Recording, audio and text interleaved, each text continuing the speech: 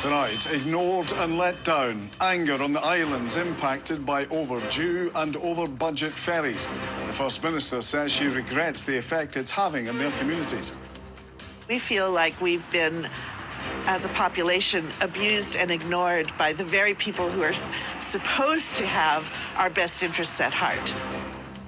MSPs also heard Nicola Sturgeon deny that the awarding of the contract to Ferguson's was politically motivated. This is the STV News at 6.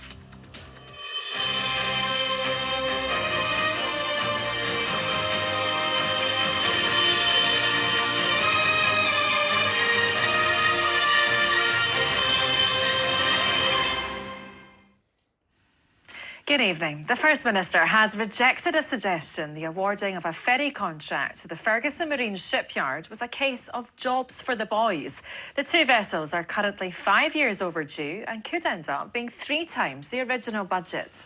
Giving evidence to MSPs at Holyrood, Nicola Sturgeon said she regrets the impact the delays are having on islanders.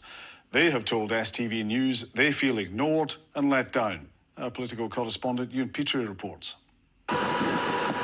A new ferry should have been serving this route to Arran 4 years ago. Now the Glen Sannox is not expected until next spring. As costs and delays grow, anger among islanders intensifies. We feel like we've been, as a population, abused and ignored by the very people who are supposed to have our best interests at heart. We were promised an essential ferry run so that we can conduct our lives and our business here, and we've been let down. This has become a major political row, leaving communities like this feeling forgotten. It gets more and more difficult to plan ahead. And I've just been speaking with one business owner who's closed for the winter because they just can't deal with uncertainty anymore. Patience over the delays and cost overruns to replace these ageing ferries ran out a long time ago among islanders.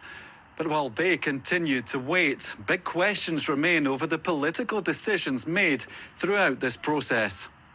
Giving evidence to MSPs, the First Minister denied allegations the process for awarding the contract was rigged in favour of Ferguson's.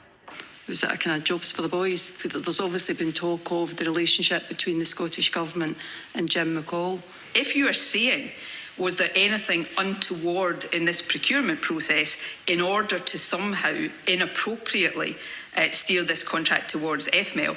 Absolutely, categorically not. The First Minister was asked why then Transport Minister Derek Mackay approved the contract, despite warnings over a lack of financial guarantees. The risk was clearly set out, but so too were the mitigations, and also the fact that taking another approach wouldn't necessarily avoid all of these problems.